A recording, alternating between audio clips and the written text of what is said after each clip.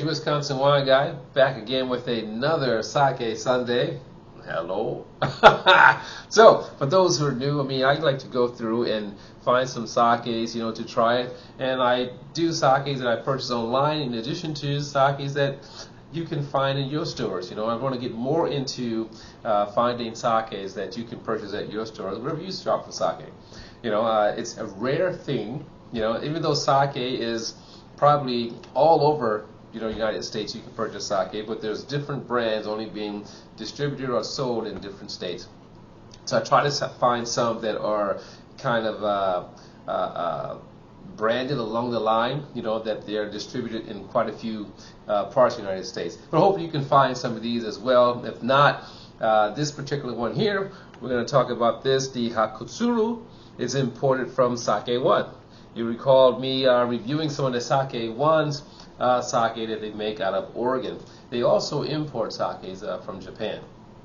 So if you can't find this Hakutsuru in your store, you may be able to find it on the Sake One website, which I'll put down in the description. So Hakutsuru out of Hyogo Prefecture region, if we're talking wine.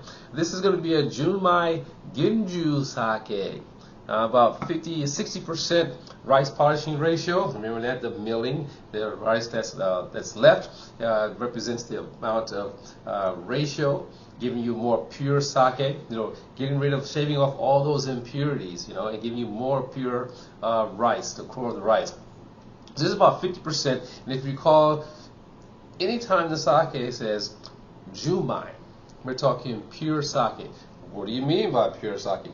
Well, a sake that is not, that doesn't have alcohol added to it.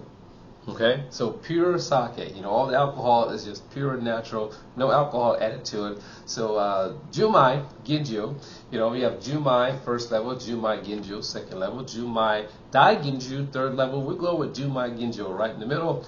As I said, about 60%, 50-60% rice polishing ratio. Alcohol is going to be about 14%. Yep, 14.5% alcohol on this one here. With a sake meter value, if you recall that, sake meter value tells you if it's going to be dry or sweet. Here's the zero axis. If it goes plus, it's dry. If it goes minus, it determines how sweet it's going to be. This is going to be +3. So it's going to have a nice little fruitiness to it, we're hoping, and a subtle dryness to it, all right? So here we go. We're going to get this open and give it a shot. And then I also going to do that sake and food pairing, all right? But first, we're going to talk about the sake, and then we'll talk about the food, all right? Sake first, food second. Screw cap. I like these little bottles. Again, I say this all the time. These bottles are just so decorative.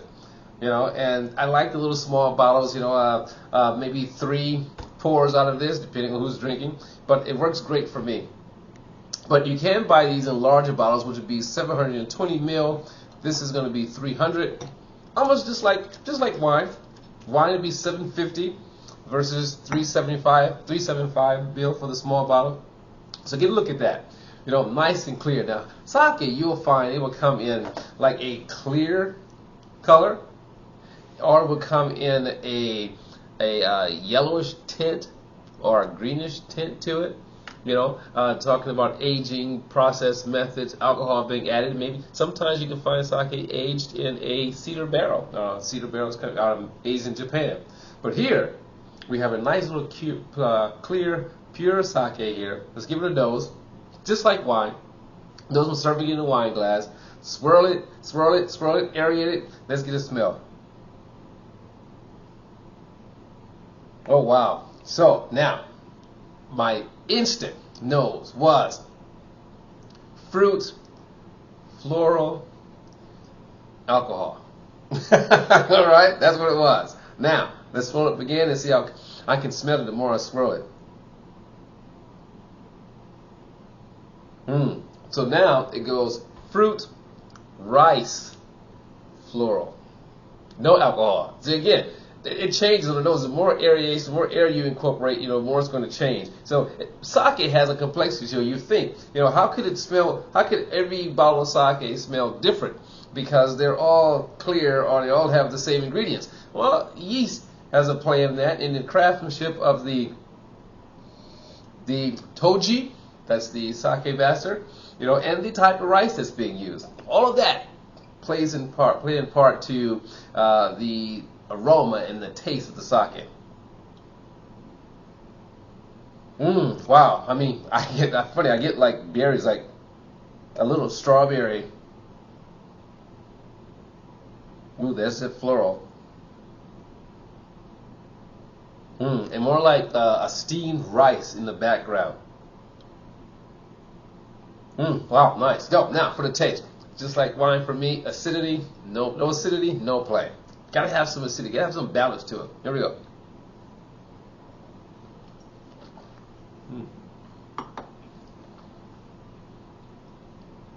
Wow, love the fruitiness on this. Again, you get that bursting of fruit. Then it finishes dry, cleanses the palate. Palate is watery, you know, just nice little sizzle to it. I like to say, you know, so very nice and clean. I'm having this chilled out of the refrigerator, but you can also have this like at room temperature, not hot, because when you're talking about Junmai, when you're talking about pure sake, those flavors are so delicate.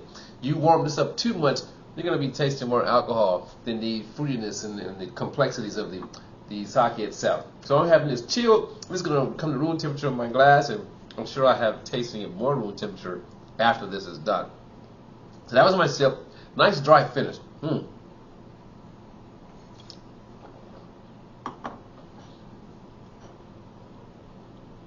Wow. You do sort of pick up the floral notes, but again, I'm still going to go with the subtle hint of strawberry. You know, for me, you know, with underlying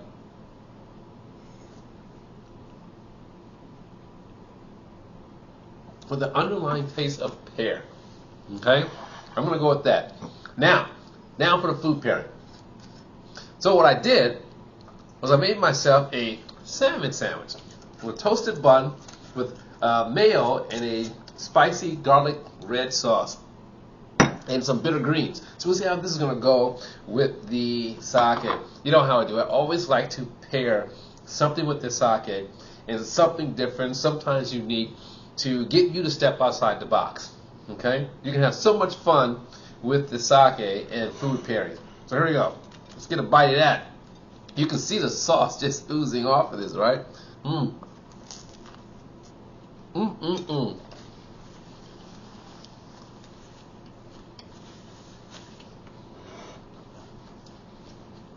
I think I may have made my sauce too spicy.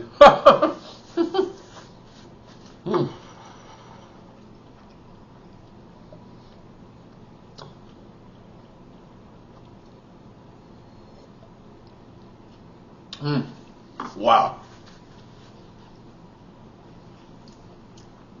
That fruitiness in the sake just comes out more powerful with the spiciness in that sauce that I have from the garlic. Then you have that protein. And believe it or not, a nice rich tasting sake goes great with protein.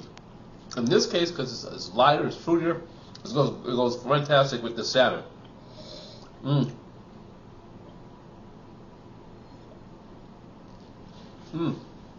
Wow. That fruitiness and that finish is just fantastic together.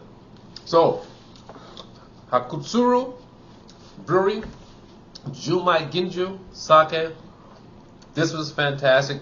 Paired with my salmon sandwich, which I'm going to enjoy, and my spicy red sauce, spicy garlic red sauce with bitter greens. I think the combinations work well together. Try it yourself. I throw the ingredients up in the description as well. You have a link for the sake. And it's your Wisconsin wine guy saying to you, as always, let your palate be the guide. When selecting your sake and doing your sake and food pairing, I want to say to you, step outside the box. All right? Step outside the box. Do something different. Do something unique. And I'll see you next time when we review the next sake and food pairing. Kanpai!